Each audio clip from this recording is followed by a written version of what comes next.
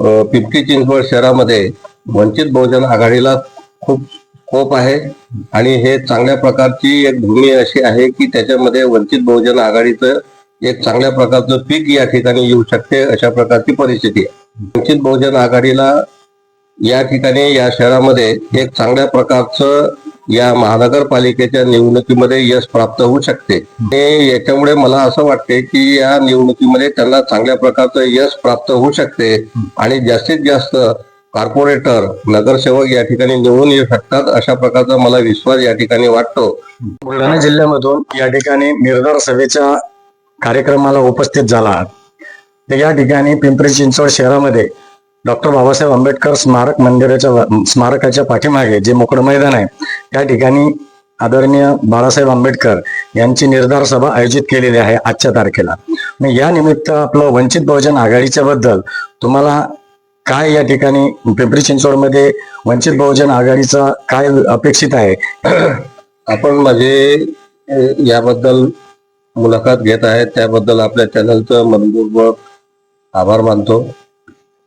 महत्वाचं असं की आजची जी निर्धार सभा आहे ती वंचित बहुजन आघाडीची सभा आहे आणि या सभेला आदरणीय बाळासाहेब आंबेडकर मार्गदर्शन करणार आहेत.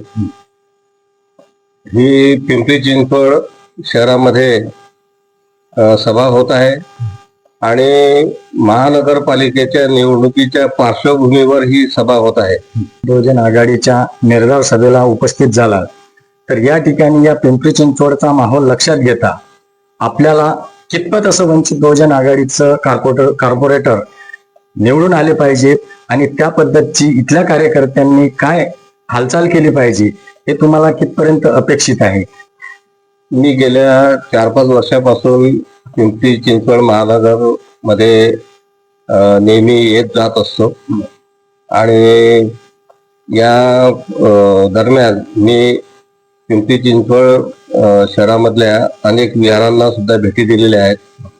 त्या विहाराच्या व्यवस्थापक समित्यांशी माझी एक चांगल्या प्रकारचं कोऑर्डिनेशन सुद्धा झालेलं आहे. त्यांच्या बैठका झालेल्या आहेत, त्यांच्याशी वार्तालाप सुद्धा झालेला आहे आणि त्या सर्व विहार समितीच्या माध्यमातून ते जरी त्यांच्या वेगवेगळ्या संघटना किंवा संघ जरी असले तरी राजकीय बाबतीमध्ये त्यांनी वंचित बहुजन आघाडीचे आदरणीय बाळासाहेब आंबेडकर हेच खऱ्या अर्थानं या वंचित समाजाला एक दिशा दाखवू शकतात, अशा प्रकारचा त्यांचा विचार आहे. त्यांनी तशा प्रकारचं बोलून दाखवलेलं आहे. यावरूनच असं दिसते की या पिंपरी चिंचवड शहरामध्ये वंचित बहुजन आघाडीला खूप स्कोप आहे आणि हे चांगल्या प्रकारची एक भूमी अशी आहे की त्याच्यामध्ये वंचित बहुजन आघाडीचं एक चांगल्या प्रकारचं पीक या ठिकाणी येऊ शकते, अशा प्रकारची परिस्थिती आहे. त्याच्यामुळे या ठिकाणी सर्वदूर जर विचार या ठिकाणी केला तर वंचित बहुजन आघाडीला या ठिकाणी या शहरामध्ये एक चांगल्या प्रकारचं या महानगरपालिकेच्या निवडणुकीमध्ये यश प्राप्त होऊ शकते. परंतु वंचित बहुजन आघाडीचे पदाधिकारी कार्यकर्ते जे आहेत त्यांनी कशा प्रकारची रणनीती आखल्या गेली पाहिजे, कोणाला आणखी सोबत कशा प्रकारचं घेता येईल, या सर्व गोष्टी आपल्या विचारामध्ये घेऊन जे वेगवेगळे जे काही संघटन आहेत, जे संघ आहेत, काही मंडळ आहेत, प्रत्येक वार्डामध्ये वेगवेगळे मंडळ आहेत, त्या सर्व मंडळांना एकत्रित करून ही वंचित बहुजन आघाडीच्या मार्फत महानगरपालिकेची ही निवडणूक जी आहे ती निवडणूक लढवणं अत्यंत आवश्यक आहे. आणि याच्यामुळे मला असं वाटते की या निवडणुकीमध्ये त्यांना चांगल्या प्रकारचं यश प्राप्त होऊ शकते आणि जास्तीत जास्त कॉर्पोरेटर नगरसेवक या ठिकाणी निवडून येऊ शकतात, अशा प्रकारचा मला विश्वास या ठिकाणी वाटतो. त्याचा प्रश्न आहे आणि त्याचबरोबर या ठिकाणी सर्व नागरिकांना चांगल्या प्रकारच्या सोयी सुविधा मिळतात किंवा नाही हे सुद्धा आवश्यक आहे. त्या सोयीमध्ये प्राधान्यानं शिक्षणाची सुद्धा एक सुविधा आहे.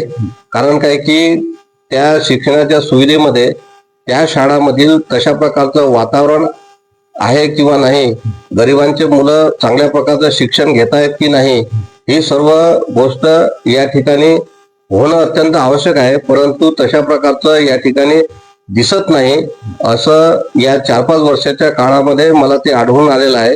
आणि म्हणूनच ह्या सोयी पुरवण्याचं काम निश्चितच वंचित बहुजन आघाडीच्या अजेंड्यावर असल्यामुळे आणि त्यांचा तो तशा प्रकारचा निर्धार असल्यामुळे या ठिकाणी ते तशा पद्धतीचं काम करण्यासाठी उत्सुक आहेत. आणि म्हणूनच त्यांनी संधी आम्हाला द्या असं वंचित बहुजन आघाडीनं जनतेला आवाहन केलेलं आहे.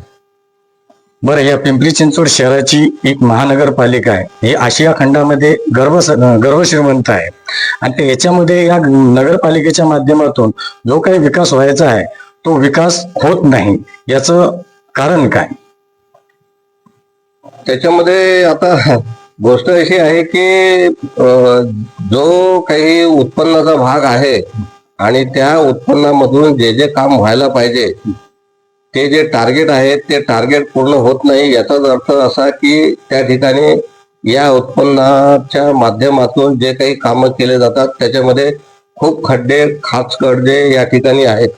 त्याच्यामध्ये हा सर्व निधी त्या खाचखड्ड्यात आणि त्या खड्ड्यामध्ये भरला जातो असं त्या ठिकाणी आहे. आणि त्याच्यामुळे विकासाच्या कामाला ते पैसे पुरत नाहीत आणि त्याच्यामुळे विकास होत नाही. आणि वंचित बहुजन आघाडी हे अशा प्रकारचं भ्रष्टाचार वगैरे जे आहेत त्याला ते प्राधान्य देत नाहीत. आणि लोकांपर्यंत कशा प्रकारचा हा विकासाचा जो स्रोत आहे पैशाचा तो कसा त्यांच्यापर्यंत पोहोचवेल हेच वंचित बहुजन आघाडीचं काम आहे. यापुढे आता संकल्प वंचित बहुजन आघाडी करणार आहे की पारदर्शकपणा या पिंपरी चिंचवड शहरामध्ये आणणार आहे. मी यासाठी हे स्पष्टपणे हे करतो की वंचित बहुजन आघाडीची सत्ता येईल किंवा नाही हा दुय्यम प्रश्न आहे. परंतु वंचित बहुजन आघाडीचे जे काही कॉर्पोरेटर त्या ठिकाणी निवडून येतील मग ते सत्तेमध्ये कोणताही पक्ष असो त्या पक्षाला मग हे सत्तेत असो किंवा नसो वंचित बहुजन आघाडी परंतु ते काट्यावर धरल्याशिवाय राहणार नाहीत.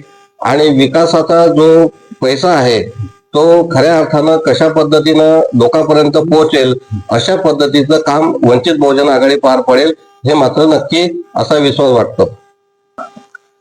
तर या ठिकाणी भीमरावजी तायडे सर या ठिकाणी आल्यानंतर त्यांनी आपल्याला या ठिकाणी बहुजन हक्क समता या युट्यूब चॅनलवरती मुलाखत दिल्याबद्दल त्यांचे खूप खूप धन्यवाद. त्यांनी वंचित बहुजन आघाडीच्या माध्यमातून जे काही या ठिकाणी समस्या आहेत त्या समस्या आपल्यापर्यंत पोहोचवण्याचं काम त्यांनी या ठिकाणी केलेलं आहे. आणि वंचित बहुजन आघाडी ही कशा पद्धतीनं या ठिकाणी कॉर्पोरेटर निवडून आणू शकतील आणि आणल्यानंतर या पिंपरी चिंचवड शहराचा कसा विकास होईल या माध्यमातून त्यांनी आपल्याला या ठिकाणी मार्गदर्शन केलेलं आहे.